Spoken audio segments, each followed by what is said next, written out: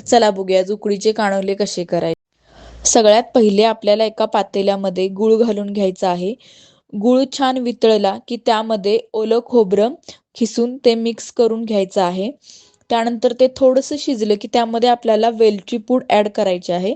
वेलची पूड घातल्यानंतर त्याला अजून थोडंसं शिजवून ते काढून घ्यायचं आहे। तर आपलं सारण इथे तयार आहे।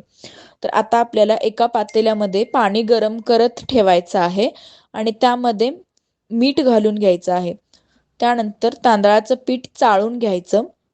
आता उकळलेलं पाणी हे 2 भागात आपल्याला करून घ्यायचं आहे। तर प्रमाण ह्याला जर तुम्ही 1 वाटी तांदळाचं पीठ घेत आहात तर 1 वाटीच तुम्हाला पाणी घ्यायचं आहे। तर थोडं पाणी आपल्याला बाजूला काढून घ्यायचं आहे, जसं तुम्हाला लागेल तसं ते त्यामध्ये ॲड करायचं आहे। आता आपली उकड तयार झालेली आहे। आता ही उकड जी आहे ती गरम असतानाच त्याचं पीठ मळून घ्यायचं आहे, कारण थंड झालं की ते होत नाही। म्हणून थंड पाण्याचा हात लावत लावत ती उकड मळून घ्यायची आहे आणि त्यानंतर असा गोळा करून तो असा छानसा पसरवून घ्यायचा आहे।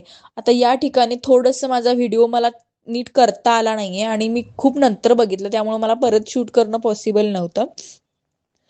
तर आता हा गोळा तयार झाला की त्यामध्ये आपल्याला सारण भरायचं आहे आणि सारण भरल्यानंतर त्याला फोल्ड करून त्याला अशी छान मुरड घालून घ्यायची आहे।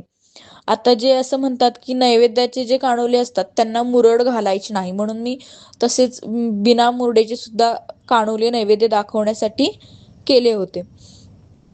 तर आता मुरड घातल्यानंतर आपल्याला मी इडलीचं भांडं वापरलं होतं, त्याच्यामध्ये माझं स्टीमचं पात्र वेगळं आहे।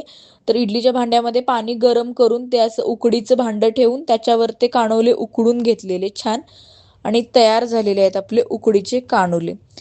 तर तुम्ही ही रेसिपी नागपंचमीला करता का? तर मला नक्की कमेंटमध्ये सांगा। तर आमच्याकडे नागपंचमीला वर्षातून एकदाच हे उकडीचे कानुले होतात आणि मला ते खूप आवडतात।